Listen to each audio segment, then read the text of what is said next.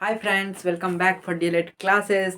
तो इससे पिछले वाली वीडियो में हमने जो हमारा F1 पहला पेपर है समाज शिक्षा और पाठचर्या की समझ में, जिसका इकाई 1 है बच्चे बचपन और समाज में, उसका जो हमारा 4 ठो पॉइंट था उसमें से तीन ठो पॉइंट जो है सो कंप्लीट हो चुका है। और जो हमारा लास्ट पॉइंट है, चौथा पॉइंट, बाल अधिकारों का संदर्भ और उपेक्षित वर्ग से आने वाले बच्चों का पर विशेष चर्चा। तो यहाँ पे जो हमारा उपेक्षित वर्ग जो है उससे हम उपेक्षित वर्ग से जो वर्ग का तात्पर्य है, जो पिछड़ा हुआ समाज, जो हमारे मूलभूत इकाइयों से वंचित रह जाते हैं, उसे ही हम उपेक्षित वर्ग कहते हैं। तो उसके पहला जो है हमारा बाल अधिकार, पहला पॉइंट है, प्रत्येक बच्चों को अच्छे जीवन जीने के लिए उसके सुरक्षा और संरक्षण और उसके देख रेख के लिए जो नियम बनाए गए हैं उसे ही बाल अधिकार कहते हैं। बाल अधिकार किसे कहते हैं? प्रत्येक बच्चे को सुरक्षा के लिए, उसकी देख रेख के लिए और उसके लिए जो नियम बनाए गए हैं हमारे संविधान में और सभी देश के संविधान में बनाए जाते हैं, जो इसका जो बाल अधिकारों के संरक्षण के लिए, उसे हम क्या कहते हैं? बाल अधिकार कहते हैं। बालकों के संरक्षण के लिए जो अधिकार बनाए जाते हैं उसे हम बाल अधिकार कहते हैं। पूरी दुनिया में बच्चों के अधिकारों के संरक्षण के लिए लगभग एक से ही नियम है, जैसे जीवन जीने का अधिकार, सुरक्षा का अधिकार, शिक्षा का अधिकार आदि। बाल अधिकारों की जरूरत, हमें बाल अधिकारों की जरूरत क्यों पड़ी? बचपन बच्चों के लिए बहुत ही महत्वपूर्ण होता है, क्योंकि इसमें बच्चे जो हैं अपने जीवन जीने की शुरुआत करते हैं और इस प्रक्रिया में उन्हें प्यार, सहकार और सहायता की जरूरत होती है।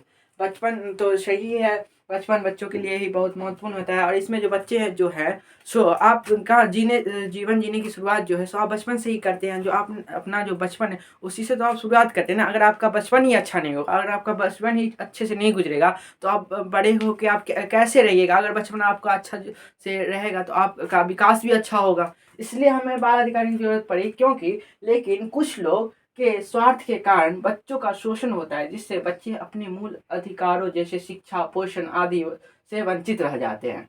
लेकिन कुछ लोग के स्वार्थ के कारण जो है बच्चों का शोषण होता है, जिससे बच्चे अपने मूल अधिकारों के अधिकारों जो है जैसे शिक्षा, पोषण आदि से वंचित रह जाते हैं। हमारा जो ये जो तात्पर्य है, कुछ लोग के स्वार्थ क्या होता है? बच्चों से लोग, मतलब जो कितने लोग रहेंगे जो गांव से अगर बच्चा शहर जाता है तो वहाँ से मतलब जो बच्चा सो किडनैप करके जो है सो भीख मंगाया जाता है या बहुत तरह के काज कराए जाते हैं। जो आप अपने देखते होइएगा, जो अपने होटल या छोटे छोटे ढाबा पर जो है सो बच्चे काम करते रहते हैं। तो ये जो है क्या है, उनके अधिकारों का जो हनन हो रहा है, जो उनके बाल अधिकार, जो उनकी जो मूलभूत इकाई है उससे उन्हें दूर रखा जा रहा है। बच्चे का क्या काम होता है? पढ़ना होता है, शिक्षा पाना होता है, उसे अच्छे विकास के लिए जो है उसे अच्छे खाना पाना, लालन पोषण और खाने पीने की जरूरत होती है। लेकिन ये सब नहीं होता है। वो बच्चे जो है अपनी कम ही उम्र में वो अपना काम करना शुरू कर देते हैं। उसके बाद जो हमारा आता है, भारत में गरीबी और अशिक्षा के कारण कुछ बच्चे मजबूरीवश परिवार के भरण पोषण की लिए मजदूरी करते हैं।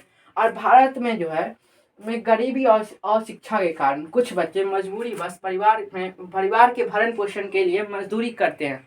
और हमारे भारत में गरीबी और अशिक्षा के कारण जो है तो बहुत सारे बच्चे जो हैं, जो हम मतलब मजदूरी का मार्ग जो है सो अपना लेते हैं। वो अपने परिवार के भरण पोषण के लिए मजदूरी करते हैं, जो कि एक एकदम गलत बात है। ऐसा नहीं करना चाहिए। बच्चे को या बच्चे के परिवार वाले जो उनसे कराते हैं, ऐसा नहीं करना चाहिए। बच्चे को जो उनकी जो अधिकार है, उनकी जो मूलभूत अधिकार है, उन्हें प्राप्त कराना चाहिए। उसके बाद जो हमारे नोट में है, भारतीय संविधान में हमारे क्या क्या बच्चों के प्रति, संरक्षण के प्रति क्या क्या अधिकार दिए गए हैं।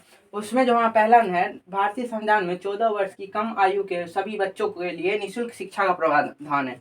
भारतीय संविधान में 14 वर्ष की कम आयु के सभी बच्चों के लिए निःशुल्क शिक्षा का प्रावधान है। और ये जो है हमारा भारतीय संविधान में धारा 21 का ए में जो है सो है 14 वर्ष की कम आयु के सभी बच्चों के लिए निःशुल्क शिक्षा का प्रावधान। और दूसरा जो है आरटी यानी राइट टू एजुकेशन 2009 के तहत बच्चों का शिक्षा मौलिक अधिकार बन गया है। अब जो पहला जो होता था रोटी कपड़ा मकान, सो अब नहीं होता है। अब होता है रोटी कपड़ा मकान और शिक्षा। और अब जो है मतलब रोटी कपड़ा मकान चाहिए और शिक्षा भी चाहिए।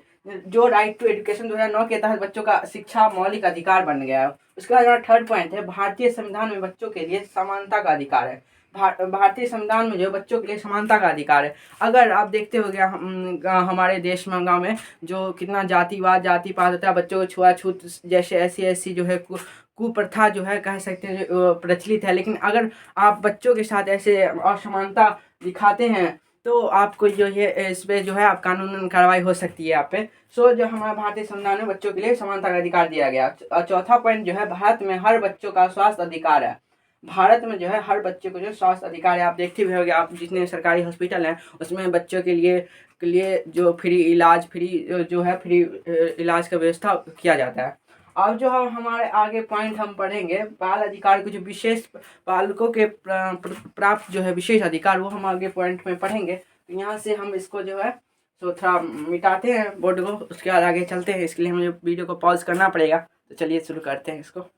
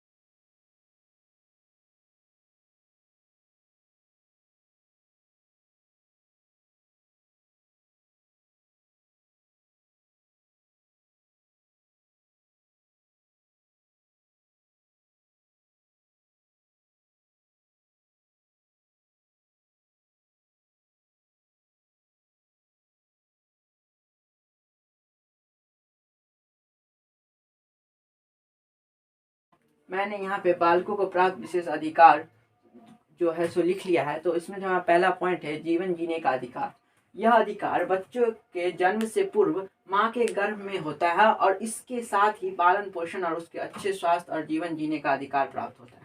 यह अधिकार जो है बच्चे को माँ जन्म से पूर्व माँ के गर्भ से ही होता है। यह अधिकार इसलिए मिलता है कि हमारे समाज में जो है एक एक गंदी सोच है, कह सकते हैं, लड़कियां लड़कियों के प्रति। अगर कोई किसी के औरत के घर में अगर पहले जो होता था, अगर लड़की होती थी तो उसको जो है सो हत्या कर दिया जाता था गर्भ में ही, जिसे हम भ्रूण हत्या भी कर सकते हैं। तो इसलिए हमें जीवन जीने का भी अधिकार दिया गया। यह अधिकार जो है सो माँ के गर्भ में पूर्व में ही प्राप्त होता है, गर्भ में ही प्राप्त होता है। और इसके साथ ही इसका जो पालन पोषण, अच्छे स्वास्थ्य, जीवन जीने का अधिकार भी हमें जो है सो गर्भ से ही मिलता है।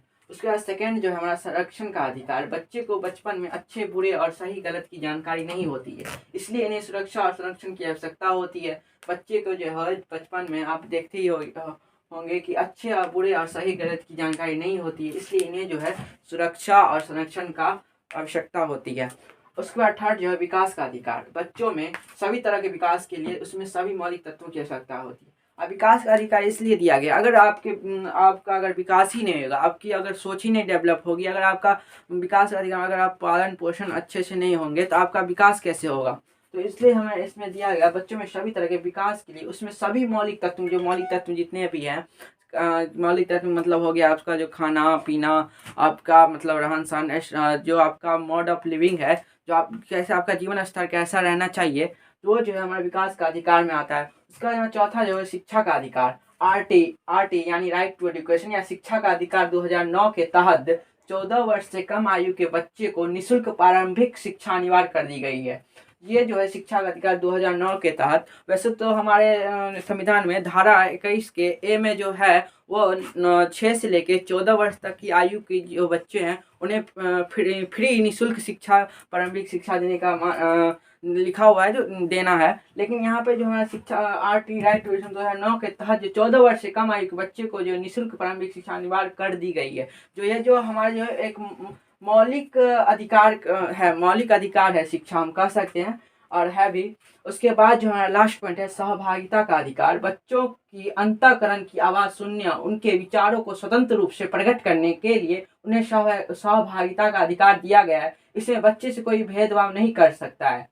और आप ही सोचिए, अगर बच्चों को स्वतंत्र रूप से आप सोचने का अवसर नहीं दीजिएगा, अगर बच्चों का अपने बात रखने का अगर अवसर नहीं दीजिएगा, तो तो वो कैसे अपना विकास कर सकता है। अगर आप उनका बात सुनिएगा और उनके विचार में जो अपना विचार विमर्श करिएगा बच्चे के साथ, तो बच्चा को क्या होगा, सोच भी डेवलप होगा और बच्चे जो है और ज़्यादा सोचेंगे और अपने दिमाग में है जो और सोच डेवलप करेंगे, उसका डेवलप करके और दिमाग में मंथन करेंगे, जिससे उनका सोच डेवलप होगा। अगर सोच डेवलप होता है बच्चे का, तो बच्चे का जो है जीवन स्तर भी ऊंचा उठेगा और बच्चे का विकास होगा। अगर बच्चे का विकास होगा तो सभी उसके अपने देश का भी विकास होगा। तो यहाँ पे जो हमारा जो बाल अधिकार जो है सो खत्म होता है, और यहाँ पे हमारा यूनिट 1 जो है F1 का वो भी खत्म होता है। तो कल से हम मिलेंगे यूनिट 2 के साथ, वो हम पढ़ाएंगे। तो इसी के साथ हम मिलते हैं नेक्स्ट वीडियो में, तब तक के लिए बने रहिए हमारे साथ। Bye, stay tuned.